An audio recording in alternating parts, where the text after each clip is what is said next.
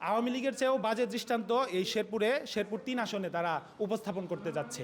আওয়ামী লীগ যেই না প্রভাব বিস্তার করার চেষ্টা করত, তার চেয়ে বেশি প্রভাব বিস্তার তারা বিভিন্ন জায়গা থেকে লোক এনে প্রভাব বিস্তার করার চেষ্টা করছে। এবং আমরা খবর পেয়েছি ভেলুয়া ইউনিয়নের চেয়ারম্যান করিম চেয়ারম্যান তিনি সরাসরি মহিলা সমাবেশ করে সমাবেশের মধ্যে প্রত্যেককে ২০০ করে টাকা দিচ্ছে। আওয়ামী লীগের আমলে যেই রকম নির্বাচন হতো, বিএনপি ক্ষমতায় আসার পরে শেরপুর ৩ আসনে তার চেয়েও বাজে দৃষ্টান্ত তারা উপস্থাপন করেছে।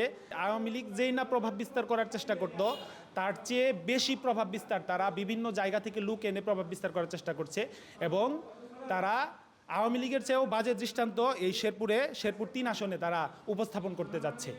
তারা ক্ষমতাসীন দল হিসেবে পুরোপুরি সুবিধা নিয়েছে বিভিন্ন কর্মকর্তাদের কাছ থেকে, বিশেষ করে আমাদের শেরপুর জেলার যিনি রিটার্নিং অফিসার এবং শ্রীবর্ধী উপজেলার সহকারী রিটার্নিং অফিসার, ইনারা বিএনপির প্রতি পুরোপুরি বায়াসড। বিএনপির কয়েকজন নেতা সর্বক্ষণ এই প্রিজাইডিং অফিসার এবং সহকারী প্রিজাইডিং অফিসার নিয়োগ দেওয়ার পূর্ব মুহূর্ত পর্যন্ত তারা সর্বক্ষণ এই অফিস আদালতগুলোতে সবসময় বসে থাকতো গিয়ে, এবং তারা তাদেরকে প্রভাবিত করেছে।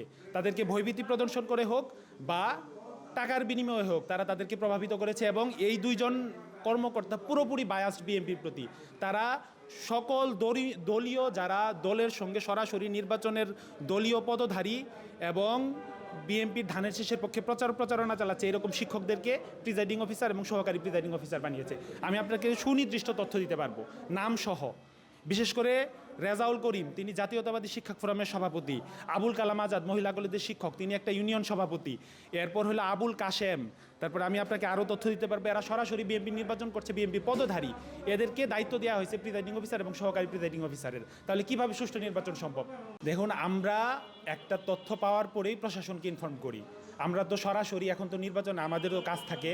আমরা প্রশাসনকে আজকে এই মাত্র আমি ভেলুয়া ইউনিয়নেরটা প্রশাসনকে জানিয়েছি।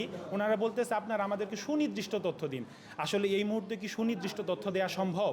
আমরা তো ওনাদেরকে জানিয়েছি আপনারা এই জায়গায় আপনারা দেখেন, আপনারা গিয়ে উপস্থিত হয়ে আপনারা দেখেন আমাদের তথ্যগুলো সঠিক কিনা।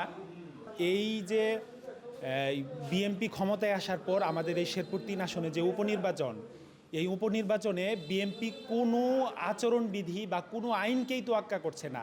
তারা গতকাল প্রচারণার নিষিদ্ধের সময় ছিল, গতকাল তারা জাতীয় পার্টির নেতা ইকবাল হাসানের বাসায় প্রায় ১,১৫০০ জন লোক নিয়ে তারা সেইখানে সমাবেশ করেছে। এটা স্পষ্ট নির্বাচন আচরণবিধির লঙ্ঘন।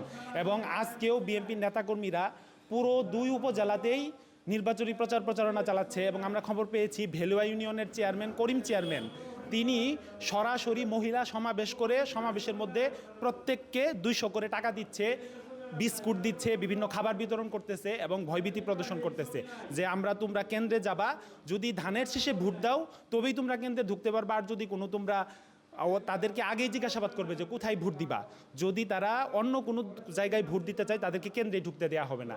এবং পুরো ইউনিয়ন জুড়েই তারা আতঙ্কিত করে রাখছে। পার্শ্ববর্তী ইসলামপুর উপজেলা এবং শেরপুর সদর থেকে তারা সন্ত্রাসী বিভিন্ন অস্ত্র, দেশীয় অস্ত্রসহ তারা এখানে মজুত রেখেছে, আমাদের সাধারণ ভোটারদের মাঝে একটা আতঙ্ক সৃষ্টি করে রেখেছে।